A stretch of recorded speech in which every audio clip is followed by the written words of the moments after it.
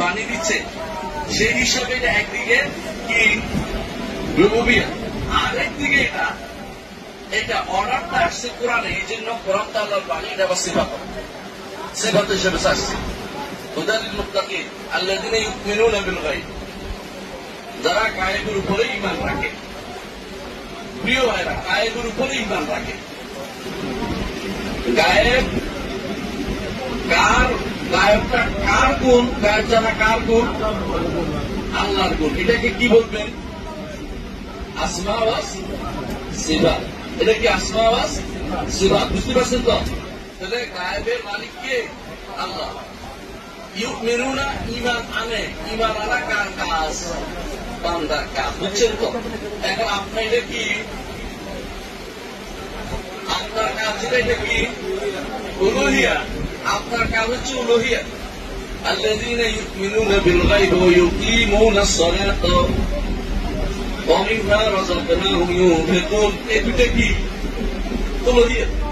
আসলে এই দুটো হচ্ছে উলুহিয়াত। কিন্তু আমার কাজ, আমি সালাত আদায়, আমি যাকাত, ওয়া মিম্মা রাযাকনাহুম ইউনফিকুন, তাই না? এরপরে আল্লাযীনা ইউমিনুনা বিমা উনজিলা ইলাইকা ওয়া মা উনজিলা মিন ক্বাবলিক ওয়া বিল আখিরাতি হুম ইউকিনুন। উলুহিয়াত। আচ্ছা, অবিল আখিরাত হুম ইউকিনুন। আখিরাত কার কাজ? আল্লাহ। এখানে আবার কি আছে?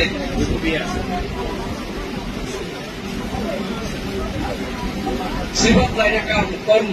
আপনার যিনি সৃষ্টি করবেন, এটা হচ্ছে রুবুবিয়্যাত। ঠিক এর আগে একটা কেস, সেটা কি? আল্লাহ এটা কি কিতাব? আল্লাহ কিতাব না? আল্লাহর কিতাব কি? আল্লাহ সেবা। আল্লাহর কিতাব আল্লাহ সেবা।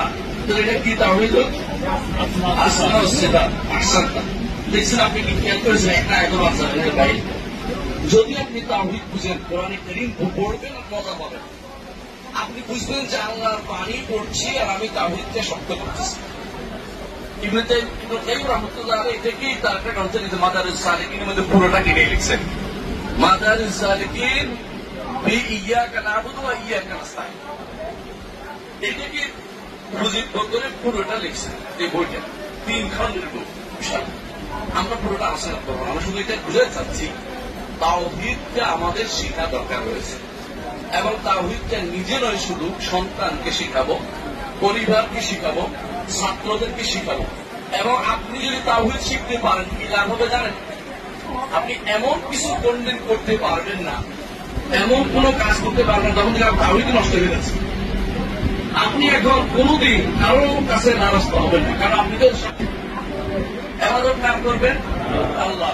তাহলে আপনি অন্যের কাছে নারাজ হতে পারেন না, অন্যের কাছে নিজেকে অপমানিত করতে পারেন না।